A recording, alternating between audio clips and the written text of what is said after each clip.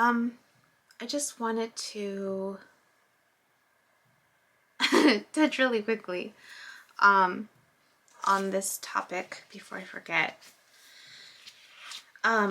Just because it is about, this whole spiritual awakening and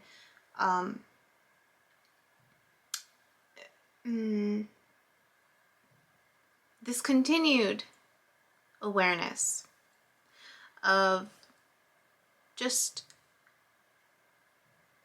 continued awareness of how to look at certain situations, right? As I'm learning new things, right? I'm also making the connections with things that I already know, right? And so I appreciate the people that I usually go to for guidance. I've shared that, right? I have my own group of people that I listen to, and everyone does, whether it's people in real life or podcasts or people they admire, books that they read, right? For me, one of those individuals has been Christina Lopes, and I've mentioned her before.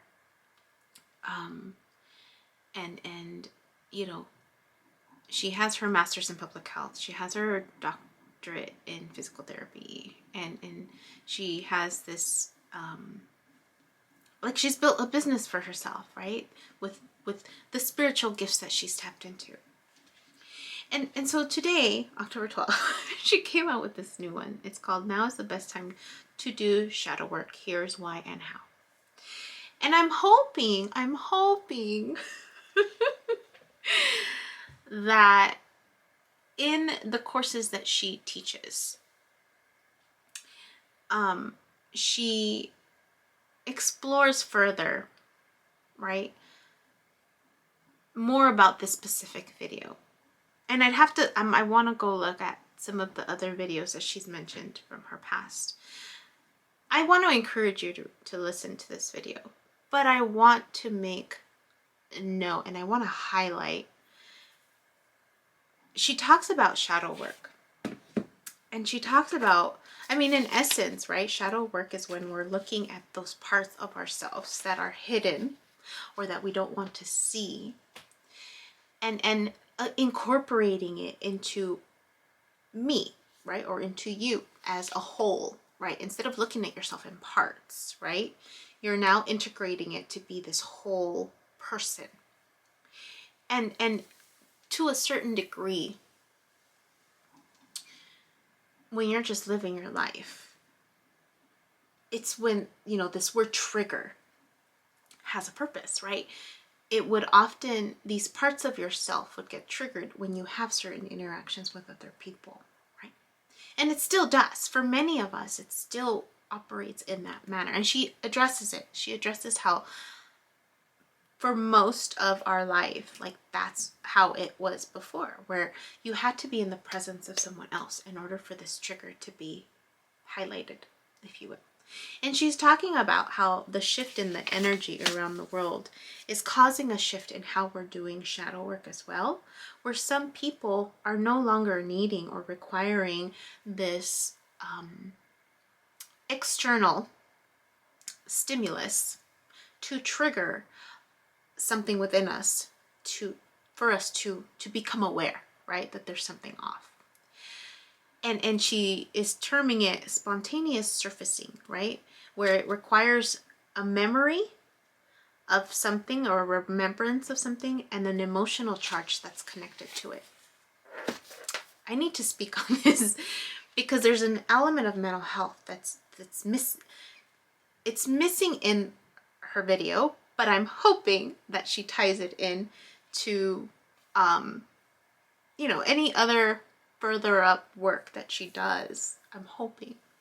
And if not, I want to make sure I highlighted it only because, these are people that I'm referring people to, right, for guidance. But the mental health component, right, the mental health component is also important to look at. I've mentioned that one of my specialties is working with people with trauma. And so in order to do shadow work for people who have experienced trauma or some type of crisis or some type of intense emotional event, right? Or an event that triggered an intense emotional response. It requires this awareness, right, of how you feel about yourself. Because, and maybe that's what she's speaking to, right? Maybe she's speaking to the fact that this spontaneous surfacing and this healing that she's promoting for one to do for themselves is you can do it. However, if you've experienced trauma, it's going to look a little different. You're going to need more support. And the reason for that is that when trauma occurs, the process that she's explaining requires a sense of trust in yourself. It requires a sense of trust that as you go deep and explore these deep feelings, in terms of what she proposes to do, right? The resolution, the how to address it. She talks about creating this mantra and journaling, which is very similar in mental health. The mantra, we're talking about, cognitive restructuring but it also requires, the way she explains this specific mantra in mental health, there's a component to it. So what she says is, with this mantra, and the mantra is, I allow the fullness of this to surface now, right? Where you're giving yourself permission to explore this energy, right? Of emotions. Instead of it being bottled up, you are giving yourself permission to explore the fullness of it, right? For it to come up to awareness. And that can be, we have to be very careful with that when we're talking about trauma, because a person who has experienced trauma may not be ready for it, right? There's this fear of oneself, of trusting oneself, because how we responded to these past traumas, that sense of trust within yourself has been interrupted. It has been interrupted because of this outside force, right? That contributed to this trauma.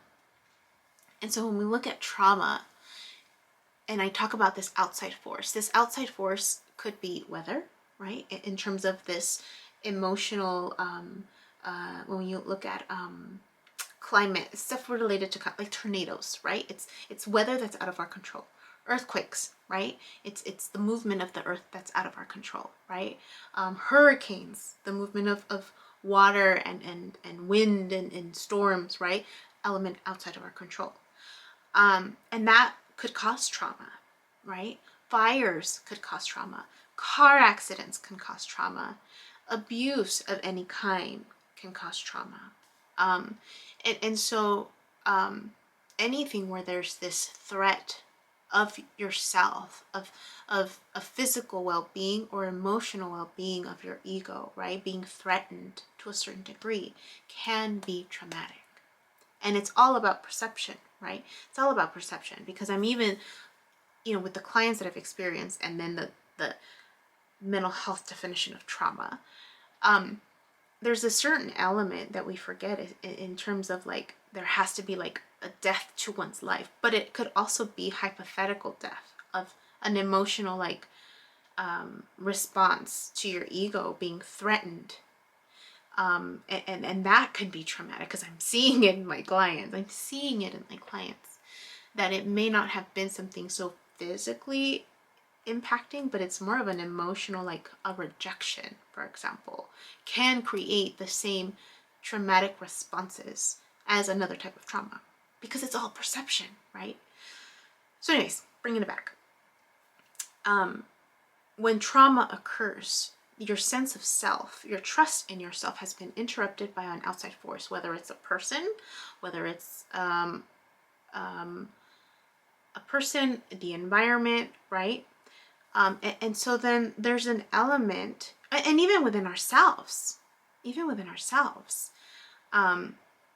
I remember when I was a supervisor, there was one of my supervisees, we were talking about a case and where this individual was trying to help a loved one, who was having like some type of medical crisis, and they were unsuccessful in helping them, and unfortunately their loved one passed, and we were talking about this individual and how this individual was trying to function, trying to cope with this loss, and this individual was at an age where this individual was still trying to identify themselves as a person, and they were trying to engage in other activities, but would hold themselves back out of fear. Even though they enjoyed it, even though they verbalized enjoying that experience, for whatever reason, they were holding themselves back and they wouldn't follow through. And so I helped my clinician to view it from his perspective, and the loss of trust within himself, because in this experience that he had with this other loved one, he was trusting himself that he was going to save this person from dying, but that didn't unfold in that way. So now that trust that he had within himself of like, I could do this, I can save this person, was now shattered. The trust within himself was now shattered. And so anytime this person would allow his emotional guidance to lead into these other activities that we knew were helpful for him, he would hold himself back because he didn't trust himself. And so this shadow work, right, if you're going to do it independently, requires an element of trusting yourself, trusting in the process, in the unknown, right, which a lot of people are afraid to do, and trusting that you won't get lost in this emotional whirlpool, that you will be able to pick yourself back up. And so, the process that she explains is the process to go through, but for people who've experienced trauma, it's going to be a little more challenging. It's going to require some more support, some more guidance to recognize that trust within yourself, right? So that you can give yourself permission to go down this rabbit hole, if you will, of shadow work, because you're digging deep within yourself and needing to really be vulnerable with the emotions that get brought up, with the self-reflective questioning that she encourages to do through journaling. It's going to require being honest with yourself, being able to look at those parts of yourself that, there's purpose in everything. There's purpose in hiding stuff. There's purpose in not wanting to see aspects of ourselves. And it's because we weren't mentally and emotionally ready to process it. There's purpose in it. And so I had to speak to that.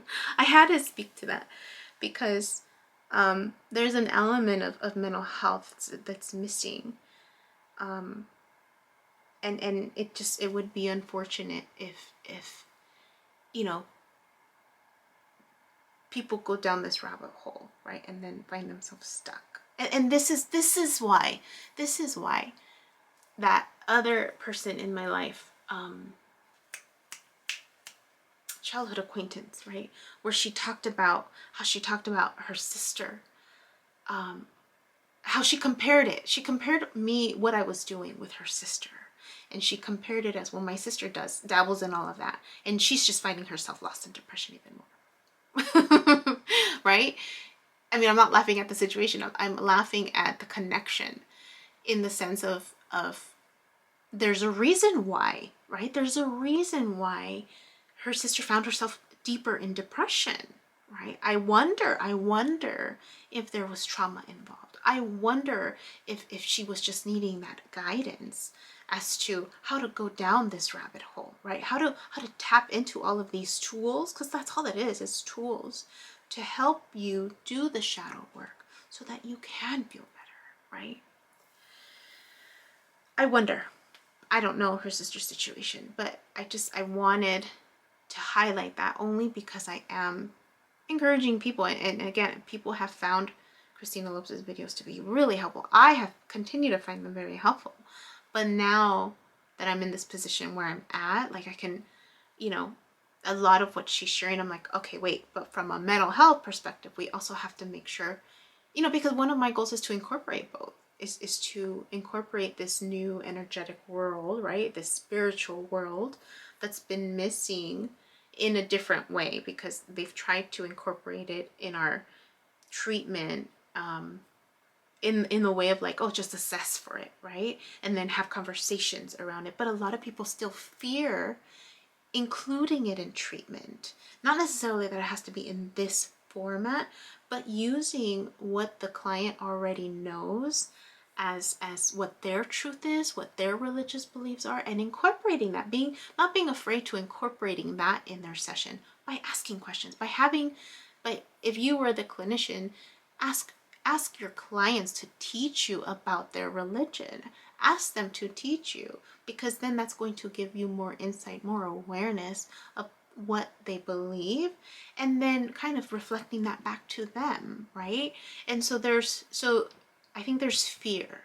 There's a lot of fear of using religion and spirituality in treatment.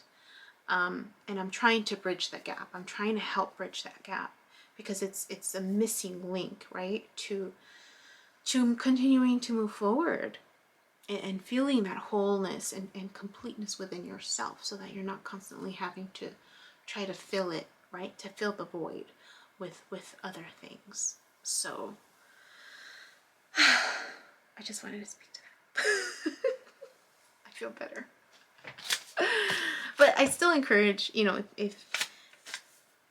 I still encourage people to follow her, and I mean, she's great at explaining stuff, and she's definitely tapped into, her spiritual gifts in a way where, I mean, I'm still trying to embrace mine.